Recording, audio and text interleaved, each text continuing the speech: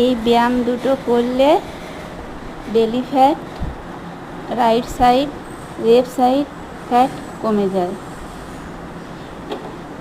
ব্যায়াম প্রত্যেক দিন অভ্যেস করতে হবে, মানে প্রত্যেক দিনে ব্যায়াম করতে হবে, তবে ফ্যাট কমবে। আর মেয়েদের বিশেষ করে বেলি ফ্যাট সহজে কমতে চায় না। প্রত্যেক দিন বেলি ফ্যাটের এক্সারসাইজ করতে করতে কমে যাবে।